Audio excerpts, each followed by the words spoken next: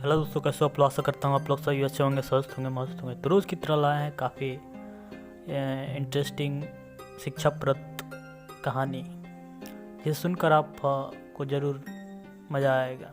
तो लगाइए हेडफोन और चलिए चलते हैं अपनी कहानी पर। तो ज़िंदगी के इस रास्ते में कई बार हमें मीठे पल और खट्टे पल में जीते हैं, और जिन्हें हम पाकर या तो खुश होते हैं या फिर दुख। लेकिन वह जो इस सुख दुख को समान रखकर, चाहे सुख के वह मीठे पल के अनुभव करे या फिर दर्द का वह खट्टे या कड़वे पल, तो दोनों परिस्थितियों में अपने दर्द को छुपाकर हमें जीना या हंसना ही सिखाया, जिसे शायद हमने कभी उसके दिल या चेहरे पर महसूस ना किया हो। वह एक औरत होती है, जी हाँ, एक औरत जिसकी सहनशीलता की और संतोष की कोई सीमा नहीं होती। वह औरत ही है जो हम इस समाज में एक माँ के रूप में हो, या बहन, या पत्नी, या किसी भी रूप में, तो समाज में बहुत सी दुख या दर्द को सहन करती रहती है, बिना किसी अपमान या बातों को दिल में लगाए। और शायद आप भी जानते होंगे। तो खैर, हम इस पर यह कहानी जानेंगे जिसका नाम है किस्मत का खेल। सुमित्रा और सुभाष की जिंदगी मानो स्वर्ग से कम नहीं थी, और क्यों ना हो, भगवान ने उन्हें इस कलयुग में इतना अच्छा बेटा जो दिया था। अपने माँ बाप को किसी वस्तु या अपना प्यार के अलावा कुछ नहीं देता, और एक माँ बाप के लिए इससे अनमोल वस्तु क्या हो सकता है। जिंदगी के इस खेल में काफ़ी खुश हैं, और बेटा अमन भी एक अच्छे कंपनी में मैनेजर है। सो वह अपने माँ बाप की आवश्यकता के अनुसार अपनी ज़रूरतों को पूरा करने में सक्षम था। लेकिन अब सुमित्रा भी सोचने लगी कि अब एक और बोझ उतार कर मैं इस ज़िंदगी में अच्छे से अंतिम दिन गिन सकती हूँ, और मैं अपनी जिम्मेदारियों को निभा लूँ। तो वह सोचकर वह अपने पति सुभाष से बोली,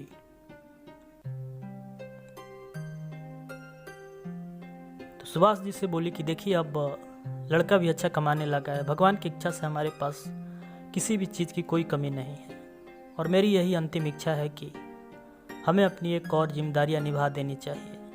अब अमन की शादी अपनी आंखों से देखने की तमन्ना है, बस ज़िंदगी में अब तक है, और अपने पोते नाती को खिलाकर आनंद ले सके। और तो आपका क्या इस बारे में कहना है? सुभाष जी मुस्कुराए और बोले कि सुमित्रा, आज तुम तो मेरी बातों को ही छीन ली। मैं भी इसी बारे में कई दिनों से सोच रहा था। तो मेरा भी काफ़ी मन कर रहा है कि ज़िंदगी में बस अपने पोता और पोती को अपने इन हाथों से खिला सकूं। तो अभी क्या दिन होंगे जब हम उसके पीछे और वो हमारे पीछे दौड़ेगा। तो तुम ठीक कहती हो, हमें अमन के लिए एक अच्छी लड़की देखनी होगी। उसी समय सुमित्रा जी के घर पर अमन के लिए एक शादी का प्रस्ताव आया। तो लड़की काफ़ी अच्छी थी, उन्हें भी काफ़ी पसंद आई, और हर तरह से देखा। लड़की का नाम रिया था। अमन से शादी हुई और शादी के बाद ज़िंदगी की खालीपन और काम करने के सभी वर्कों से सुमित्रा जी की मुक्त हो गई। तो रिया रोज अपनी सास सुमित्रा की पैर दबाती और समय से उनकी देखभाल और खाना पानी देने लगी। उनकी हर ख्वाहिशों को पूरा करने की कोशिश करती। हर वक्त अपने पति देव ससुर जी से उनके सुख दुख में शामिल होने की कोशिश करती। तो लगभग इसी तरह 2 महीने बीत गए, और इसी खुशी में उन्हें एहसास भी नहीं हुआ। खैर, सुख के फुहार और उसके परिवार पर बरसते रहते हैं, लेकिन शायद उसके समय को कुछ और ही मंजूर था, और यह ज़्यादा दिन अच्छे नहीं लगे, और ज़िंदगी के इस सफ़र में वह अकेली अवश्य हो गई। तो समय के इस मोड़ में वह और घर के अंधेरे कमरे में बहते आंसू के इस मोती को छुपाकर गिराने लगी। तो ना जाने किसकी नज़र लग गई इस खुशहाल परिवार में, जो उसके चेहरे को देखता उसका हृदय मानो फट पड़ेगा। तो हुआ ऐसा कि रोजाना की तरह सुबह का सूरज अपनी पवित्र पवित्र किरण लिए निकला, लेकिन शायद उसका पति सुबह अंधेरे की छठा से अब जब उठा तब तबीयत थोड़ी खराब लग रही थी। अमन मन स्वर में बोला, रिया ना जाने क्यों लेकिन थोड़ा सिर दर्द दे रहा है और ऑफिस भी जाना है, क्योंकि कल तो संडे था तो छुट्टी पर था, पर आज सोमवार को नहीं जाऊंगा तो बिल्कुल ठीक नहीं होगा। तो इस पर रिया ने तुरंत बोला कि आप बिल्कुल ना घबराएं, मैं अभी तेल मालिश कर देती हूँ। और उसने तेल लिया और सिर पर दबाने लगी, लेकिन अभी 10 ही मिनट हुए दबाते होंगे कि अमन तुरंत बिस्तर से उठा और बाथरूम की ओर दौड़ पड़ा। उल्टियाँ करने लगा तो रिया जान चुकी थी कि तबीयत कुछ ज़्यादा ही खराब है और आंखों में आंसू लिए सास सुमित्रा के पास दौड़ी और सारी बात बताई। तो सुभाष डॉक्टर के तुरंत पास पहुंचा और अपने बेटे के लिए दवाइयाँ लाया और उसने दवाइयाँ खाया और बोला, रिया मुझे ऑफिस जाना होगा। तो रिया ने बोला, क्या आपको आज जाना ज़रूरी है क्या? देखिए अब आपकी तबीयत और ख़राब हो जाएगी। तो अमन बोला, नहीं मैंने दवाइयाँ ले ली है और मैं कुछ समय में ठीक हो जाऊंगा। तो रिया ने बात काटते हुए बोली, तो आप और कुछ देर आराम कर लीजिए। तो अमन बोला कि आज काफ़ी देर हो चुका है तो मुझे जल्द पहुंचना होगा, तुम चिंता मत करो, सब ठीक हो जाएगा। रिया अपने दिल के बातों तो और मन में छुपी हुई व्यवस्था को दबाते हुए बोली, ना जाने आज मुझे कुछ ठीक नहीं लग रहा है, आज ना जाते। तो अमन गुस्सा से बोला कि क्या तुम भी यह बचकनी बातें करती, और वह ऑफिस निकल गया। तो लेकिन रिया के दिल और जहन में बैठा हुआ अमंगल के ख्याल उसे बेचैन कर रहे थे।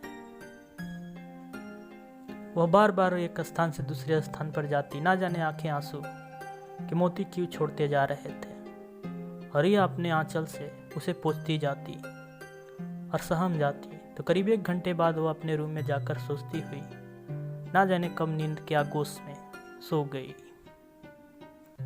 लेकिन शायद चैन की वह अंतिम नींद होने के वाली थी और करीब 2 घंटे बाद रिया का फ़ोन बज उठा। वो हड़बड़ा कर उठी और अपनी सूखी आंसू को पोंछा और फ़ोन उठाया। उधर से आवाज़ आई कि मैं पुलिस स्टेशन से बात कर रहा हूँ और आप कौन बोल रही है? तो रिया ने आतंकित स्वर में बोला, अमन जी की पत्नी बोल रही हूँ, और आप कौन बोल रहे हैं? तो मैं पुलिस स्टेशन से बोल रहा हूँ और बड़े दुख से कहना पड़ रहा है कि आपके पति अमन जी के एक्सीडेंट हो गया है और प्लीज़ इस सिटी हॉस्पिटल में आ जाए। तो घबराने की कोई बात तो नहीं है, लेकिन वैसे तो सुनकर मानो जैसे वह ही किसी ने पत्थर बना दिया हो। तो कुछ देर के बाद वह होश में आई और रोती हुई अपने सास सुमित्रा के पास पहुंची। सुमित्रा और पूरा परिवार घर में इस बात को सुनकर काफ़ी रोने लग गए और जैसे तैसे वह हॉस्पिटल पहुंचे। तमन को आईसीयू में शिफ्ट कर दिया गया और हालात कुछ ज़्यादा ही खराब थे। तो लेकिन प्यार की डोर की ताकत जो अमन को अभी भी थामे थी और जैसे बोल रही हो कि रिया तुम्हारी इस प्यार की ताकत इस संसार में सभी बुरी समयों से और मुसीबतों से लड़ने में सक्षम है, तुम चिंता ना करो। दिल की आवाज़ उसे सांत्वना दे रही थी। तो रिया जैसे वो पत्थर हो गई थी, अब रो भी नहीं रही थी और ना ही उसकी आवाज़ निकल रही थी। सुमित्रा ने उसे जब झकझोरा और पूछा, क्या हुआ तुझे? अरे मनहूस, तुझे क्या हुआ? अब क्या था ज़िंदगी की इस मोड़ में, उसे मर कर या फिर जीकर सहना ही था। तो डॉक्टर ने बताया कि अमन कोमा में है और चला गया है और उसकी ज़िंदगी अब ईश्वर के भरोसा है। अब आप इंतज़ार कर सकते हैं उसके होश में आने पर। और ये कैसा समय का खेल है। और यह सोचते हुए रिया समाज और परिवार की कई दिलों को ठोस पहुंचाने वाली बातों को सहती गई और सास ससुर को संभालती रही। लेकिन कहते हैं ना कि दुख का समय बहुत बड़ा हो सकता है, लेकिन वो अमर कभी नहीं हो सकता। तो दुख के बाद सुख आएगा ही। तो आखिरकार ज़िंदगी के एक दिन लौट ही आई और एक रात डॉक्टर का फ़ोन आया। उसने कहा कि अमन जी को होश आ गया है और आप सुबह आकर मिल सकती हैं। वो बिल्कुल ठीक हैं और आप लोग कल मिल सकते हैं उनसे। तो वह 5 मिनट की बातें जैसे उसके साथ ससुर और रिया की ज़िंदगी की संजीवनी बूटी की तरह थी। और कई दिनों से अतृप्त आत्मा जाग उठी और ज़िंदगी में फिर खुशियाँ के फुहार बरसने लगे। फिर उनकी खुशियाँ लौट आई और अब सब पहले जैसा हो गया।